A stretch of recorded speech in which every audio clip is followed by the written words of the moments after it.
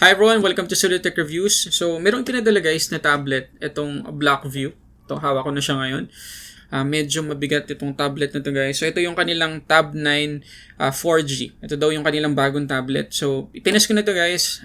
Ilang araw na rin nasa akin to bago ko ipakita sa inyo. So, masasabi ko guys yung mga cons, yung pros and cons na nakita ko dito sa tablet. Magkano ba to? At may re-recommend ko ba sa inyo? So, start tayo.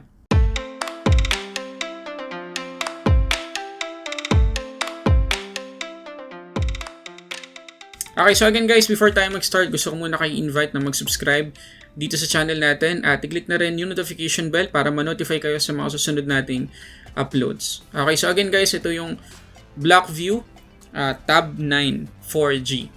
At mabibili natin to sa kanilang website for $199.99 or around 9,500 plus. Pero kung minsan guys, nagkakaroon sila ng sale, umaabot ng $149.99 lang yung presyo ng tablet na to. Around 7,100 plus lang. Sipin nyo yun guys. For 7,000 pesos, may Android tablet ka na.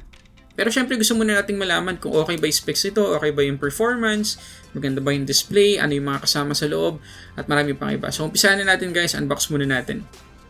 Okay, so ito guys yung box ng Blackview Tab 9. So, color white siya guys. Pagkatapos meron lang tayong sticker dito ng Tab 9 tapos Blackview logo. So, open na natin guys. Okay. So, mapapansin nyo na meron tayo dito agad nakakabit na case para sa Tab 9 which is good.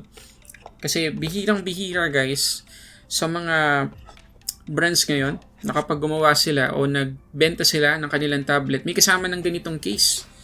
Bihirang-bihira talaga. So, good na good yon para sa Blackview na nagsama sila ng ganitong case sa kanilang Tab 9. Kaya pagkatapos, sa ilalim ng box, makikita natin yung ating mga accessories. Meron tayong SIM ejector pin. Meron tayong 10 watts na charging brick. Meron tayong USB-C to USB-A cable. Yes, USB-C na siya guys. At meron tayo ditong conventional wired earphones. Siyempre, hindi mawala guys yung mga documentations. Meron pa pala. Ngayon ko lang to nakita.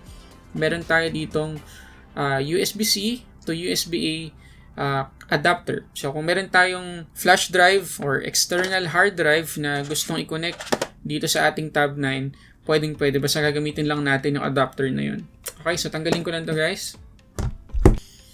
Okay, so unang-una sa lahat guys, ang ganda ng case. Actually, hindi naman sobrang ganda, pero at least usable. Kasi kita nyo pwede natin siyang itupi na ganyan. Parang yung lumang mga case ng iPad.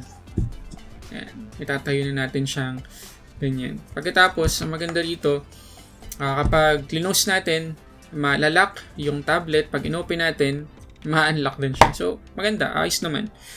So, una sa lahat guys, tandaan nyo na mabigat yung tablet na to. Mabigat talaga siya.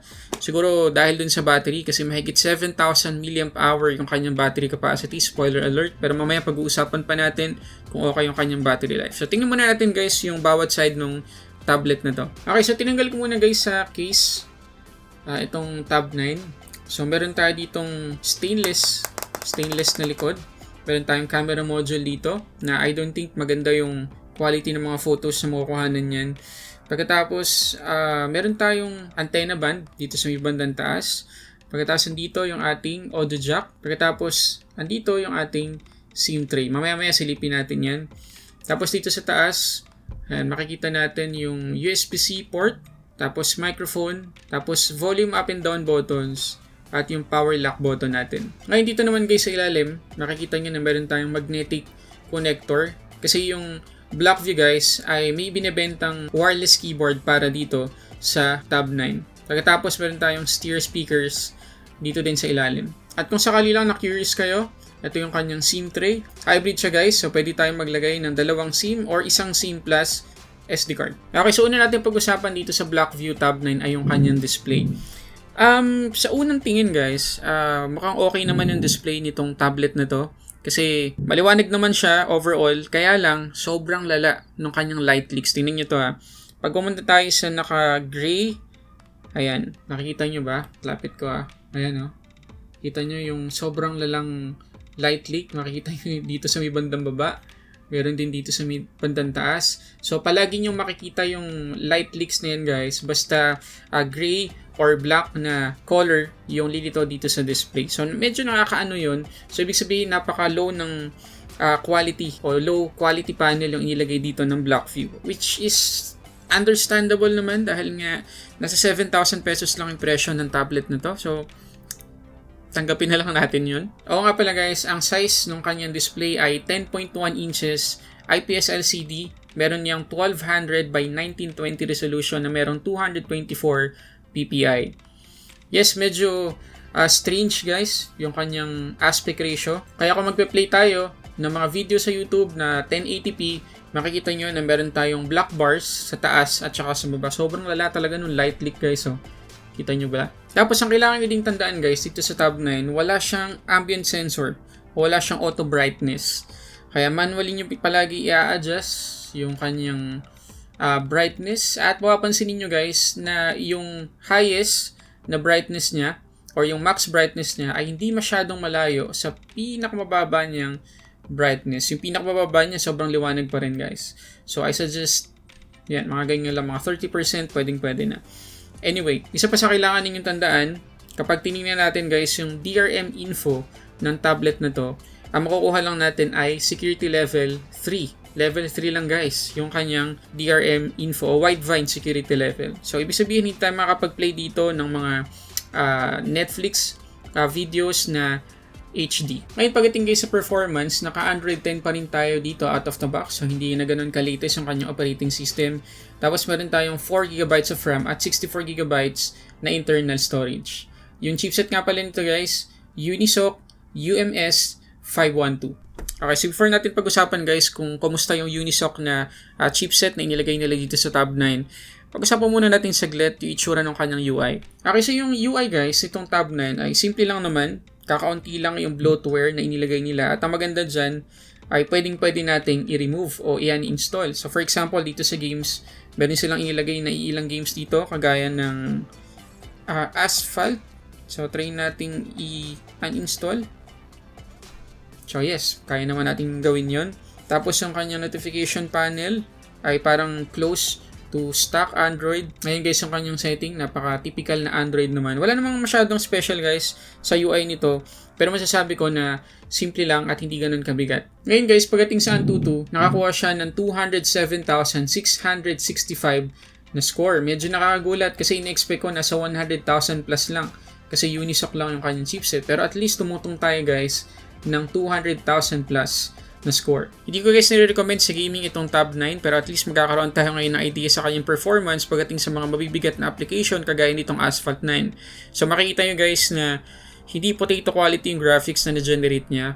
Madami-daming graphics din naman kahit papano. Meron tayong kaunting mga frame drops na mapapansin, pero for the most part, napaka-playable nung game dito sa tab 9. So medyo na-impress ako sa chipset na nilagay nila dito.